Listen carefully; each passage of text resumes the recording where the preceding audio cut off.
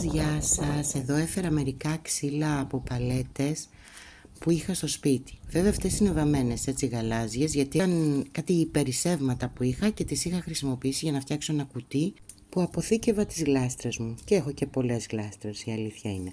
Τώρα λοιπόν το ξεβίδωσα για να φτιάξουμε ζαρντινιέρες. Θέλουμε να φτιάξουμε ζαρντινιέρες πέρα ως πέρα. Έφτιαξα ήδη τη μία με τα ξυλάκια αυτά. Βλέπετε δεν έχει πάτο γιατί θέλουμε να ακουμπάει στο χώμα. Θα μπει ακριβώς εκεί έτσι ώστε να βάλουμε τα λαχανικά μας. Και βέβαια δεν έχουμε πολλά και από εδώ θα βγάλουμε αυτά τα λουλουδάκια, θα πάνε αλλού έτσι ώστε να έχουμε χώρο. Και εδώ σε αυτή τη γωνίτσα θέλουμε να φτιάξουμε και άλλες ζαρδινιέρες για να βάλει η αδερφή μου τα μυρωδικά της. Είμαστε πάρα πολύ τυχεροί γιατί ο γείτονας εδώ στο μαγαζί είχε μια παλέτα για πέταμα, οπότε την πήραμε. Και εδώ συνεχίζονται όπως ίσως έχω δείξει. Εδώ τελικά έβγαλα αυτό το κομμάτι που ήταν εδώ και ένωσα τις δύο μαζί. Εδώ πέρα θέλουμε να βάλουμε τα μυρωδικά, οπότε φτιάξαμε ένα μικρό κουτί εκεί. Αλλά μας τελειώσαν τα ξύλα κάποια στιγμή, δεν έχουν μείνει πολλά. Εδώ πέρα να σας δείξω το μικρά μας σπορείο. Έχουμε βάλει διάφορα πράγματα, στιγμή θα τα δείτε. Και σήμερα έφερα αυτά από το σπίτι. Αυτά είναι μερικά εργαλεία που χρησιμοποιώ εγώ για να σπάσω τις παλέτες. Είχα πάρα πολλά ξύλα από παλέτες υπόλοιπα, τα οποία τα έκοψα μικρά έτσι ώστε να τα ζωγραφίσω κάποια στιγμή. Τώρα τα έφερα εδώ για να τα χρησιμοποιήσουμε στις μικρές μας ζαρδινιέρες. Θα σπάσω αυτή την παλέτα και ένας φίλος είπε ότι θα μας φέρει ακόμα 2 παλέτες. Οπότε θα καταφέρουμε να βάλουμε εκεί και να γεμίσουμε έτσι όπως το θέλουμε. Εδώ γίνεται ένας χαμός, αλλά δεν πειράζει τώρα προς το παρόν. Αλλά τη σπάσαμε την παλέτα.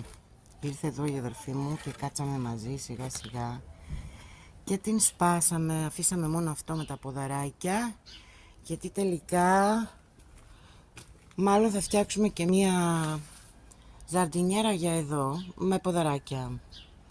Και αυτό εδώ το ξυλάκι που παιδεύει την αδερφή μου για να το κόψει, θα το βάλουμε στη γωνίτσα μία ζαρντινιέρας που θα βάλουμε εκεί τα μυρωδικά, επειδή έχει ένα περίεργο σχήμα.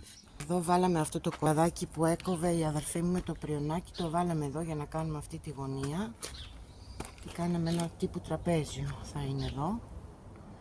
Και τώρα όπως είπα θα μας φέρουν ακόμα 2 παλέτες, οπότε θα μπορέσουμε να φτιάξουμε και εδώ ένα ακόμα κουτάκι και τα μυρωδικά. Λοιπόν, σήμερα είναι Κυριακή, δεν ξέρω αν είπα, ένας φίλος μας έφερε παλέτες, εδώ τις έχουμε σπάσει. Θα φτιάξω ένα ξεχωριστό βιντεάκι να σας δείξω πώς πάω μια παλέτα, πώς έχω βρει εγώ με το δικό μου τρόπο όσο πιο εύκολα να μπορώ να τη σπάσω. Εδώ λοιπόν έχει δουλίτσα, σήμερα όμως δεν μπορούμε ούτε να κόψουμε ούτε να τρυπήσουμε, την Κυριακή απαγορεύεται να κάνεις φασαρία εδώ. Δεν έχει ώρες κοινής ησυχίας γενικότερα στις υπόλοιπες ημέρες, την Κυριακή όμως πρέπει να κάνουμε ησυχία. Οπότε θα προετοιμάσουμε τη ζαρντινιέρα μας. Αρχικά χρησιμοποιώ αυτό το πλαστικό και αυτό γιατί το κάνω έτσι ώστε το χώμα και το νερό όταν θα ποτίζουμε να μην φεύγει από τις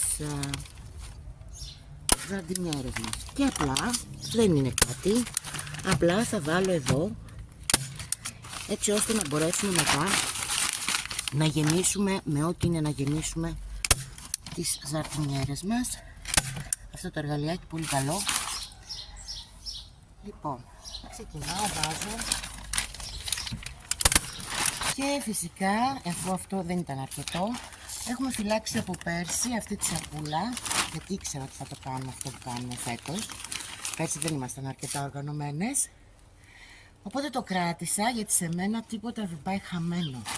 Αυτό λοιπόν το ίδιο θα κοπεί όπως και αυτό όταν αδειάσουμε το καινούριο χώμα που αγοράσαμε φέτος και θα μπει γύρω γύρω στις ζαρντινιέρες μας. Οπότε τι κάνω, απλά το κόβω, θα το κόψω στη μέση και σαν σεντονάκι θα το χρησιμοποιήσω και αυτό εδώ στη ζαρντινιέρα μου. Εδώ είναι κάποια κομμάτια από κυπαρίσι που έκοψε πέρσι ο κυπουρός και θα τα χρησιμοποιήσουμε και αυτά στη βάση. Εδώ ανάψαμε φωτιά στο barbecue απλά για να κάψουμε τα ξύλα από τον κισό που είχαμε κλαδέψει πέρσι, έτσι ώστε να χρησιμοποιήσουμε τη στάχτη για τα φυτά μας. Στη βάση λοιπόν βάζουμε τα κλαδιά αυτά από το κυπαρίσι, τους κορμούς αυτούς, κάτω-κάτω. Αυτά με το καιρό σιγά σιγά θα διασπαστούν και ωστόσο θα κάνουν δουλειά στα φυτά μας, θα δώσουν βιταμίνες.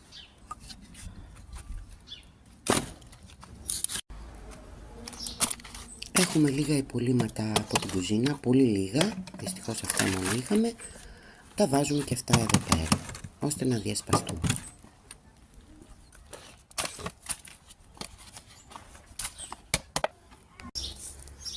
Μετά ξερά κλαδάκια, αγριόχορτα που έχουν ξεραθεί, τα αφήσαμε να ξεραφούν και τα βάζουμε και αυτά μέσα, ώστε να συμπληρώσουμε το μείγμα που θα φτιάξουμε μέσα στη ζαρτινιέρα. Σε αυτό εδώ το κασονάκι είχαμε μαζέψει όταν ξεχορταριάσαμε και τώρα τα αφήσαμε ξεράφηκαν και θα πάρουν και αυτά τη θέση τους μέσα στη ζαρτινιέρα.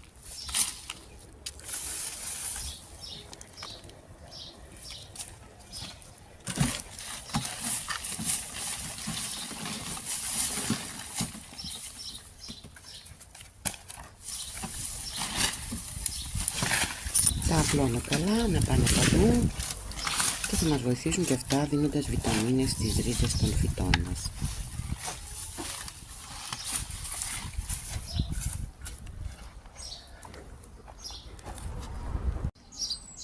Κάποιος είχε αφήσει στην πολυκατοικία κάτω αυτό εδώ το χαρτόνι. Εγώ το πήρα και τώρα θα το χρησιμοποιήσουμε. Το κόψαμε στις διαστάσεις που θέλουμε και καλύπτουμε τώρα αυτά τα κλαδιά και τα ξερά χορταράκια από πάνω.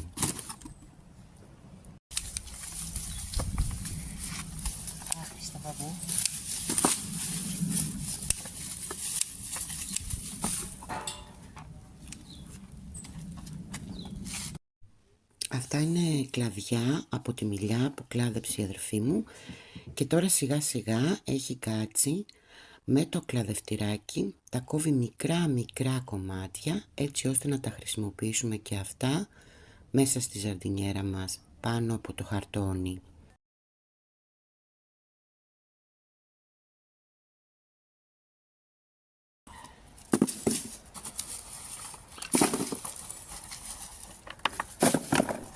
Και να τα τώρα μπαίνουν πάνω από το χαρτόνι μας.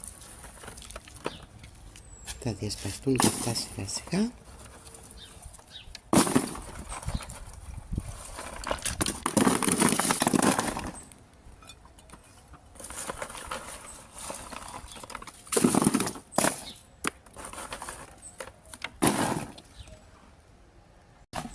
Θα συμπληρώσουμε και λίγο από το χώμα που μας έφεραν.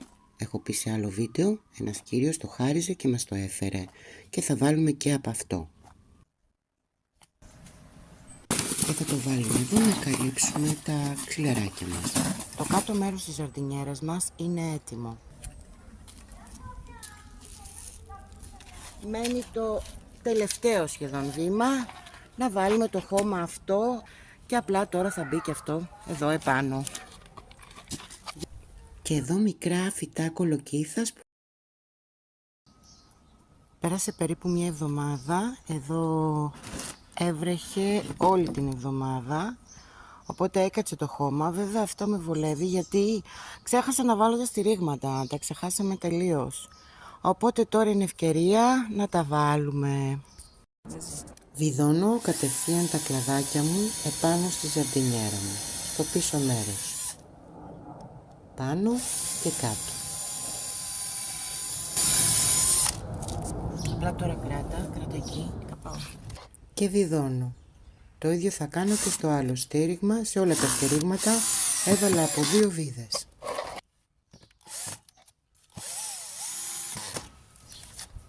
Εδώ θα σας δείξω ένα κόμπο πώς μπορούμε να ενώσουμε 2 ξύλα κάθετα. Αρχικά κάνουμε έναν απλό κόμπο εδώ, σε αυτό εδώ το κλαδάκι μας. Και μετά αρχίζουμε κάτω, πίσω, κάτω, αυτό πρέπει να το αφήσουμε να μείνει έξω, κάτω, πίσω.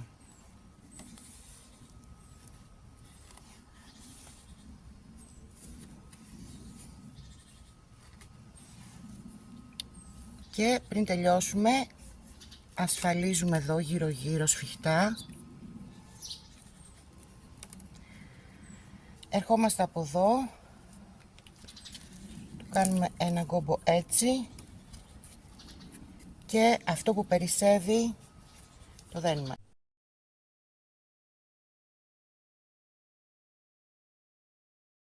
Και εδώ είναι η τελική κατασκευή με τα στηρίγματα, τα σκηνάκια. Έχει ένα περίεργο σχήμα, αλλά δεν μας πειράζει. Χρησιμοποιήσαμε τα κλαδιά από τη μιλιά που κλάδεψε η αδερφή μου. Αφού τα καθάρισε με αυτά τα μικρά κλαδάκια που σας έχω δείξει, τον κορμό τον κρατήσαμε για να κάνουμε αυτά. Εδώ τώρα θα πάρουμε τη στάχτη, όπως είπαμε. Έβρεχε τις τελευταίες μέρες, οπότε έχει βραχεί, αλλά δεν μας πειράζει. Θα φύγει από εδώ και θα μπει εδώ, έτσι ώστε να δώσει βιταμίνες και αυτή στα φυτά μας. Η ζαρντινιέρα μας είναι έτοιμη.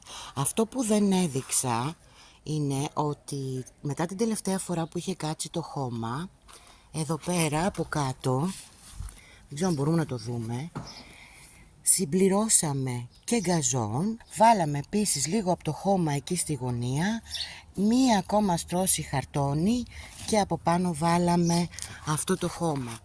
Οπότε δηλαδή συνεχίσαμε λίγο τις στρώσεις μέσα στη ζαρντινιέρα μας.